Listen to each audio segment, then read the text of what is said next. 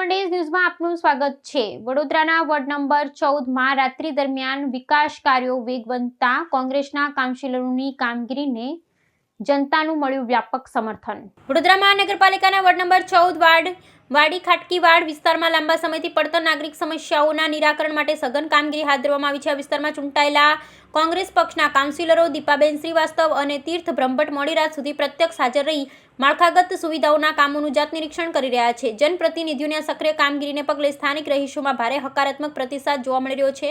જનપ્રતિનિધિઓની આ જાગૃતતા વચ્ચે સ્થાનિક મહિલા અગ્રણીઓ વિરોધીઓની સ્પષ્ટ શબ્દોમાં ચેતવણી આપી છે કે પ્રજાહિતના આ વિકાસ કાર્યોમાં કોઈ પણ પ્રકારનો અવરોધ ઊભો કરવામાં ન આવે। અગ્રણીઓએ ભારપૂર્વક જણાવ્યું હતું કે વોર્ડના સર્વાંગી વિકાસ માટે ચાલી રહેલી આ પ્રક્રિયામાં સમગ્ર જનતાનો સંપૂર્ણ સાથ અને સહકાર કાઉન્સિલરોની સાથે જ છે, જેથી રાજકીય દ્વેષ ભાવથી પ્રેરિત વિઘ્નોને સ્થાનિક નાગરિકો ચલાવી લેશે નહીં।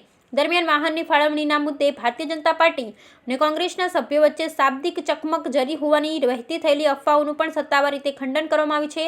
સ્પષ્ટતા કરતાં જણાવવામાં આવ્યું છે કે આ માત્ર એક આંતરિક વહીવટી ગેરસમજ હતી અને તેને કોઈ રાજકીય ઘર્ષણનું સ્વરૂપ આપવાનું તદ્દન અયોગ્ય છે। હાલમાં તમામ વિવાદોને બાજુ પર મૂકી સ્થાનિક નાગરિકો અને પ્રતિનિધિઓએ વોર્ડ નંબર 14ને સ્વચ્છ, સુંદર અને સુવિધા સજ્જ બનાવવા માટે પોતાની કટિબદ્ધતા દોહરાવી છે। ફક્ત એટલું જ કહીશ કે જે દિવસે ફેરણીમાં નીકળ્યા હતા આ વોર્ડ માટે દીપા શ્રીવાસ્તવ અને તીર્થ બ્રહ્મભટ્ટ આ ભાઈ બહેનને એક જિમ્મો લીધો છે કે આ 5 વર્ષમાં જ્યાં જ્યાં સમસ્યા હશે ત્યાં આ ભાઈ બહેનની જોડી પહોંચશે, કામ કરાવવાના પ્રયાસ કરશે। અને આપણા માધ્યમ દ્વારા બોલું છું, મારા લોકોના વોર્ડ નંબર 14ના કામો અટકાવવાના પ્રયાસ કરતા નહીં। રાત હોય કે દિવસ અમે મહેનત કરી રહ્યા છે, લોકો માટે કરી રહ્યા છે, લોકોનો અમને સાથ સહકાર મળી રહ્યો છે। બધી જ જગ્યાથી સાથ સહકાર મળે છે।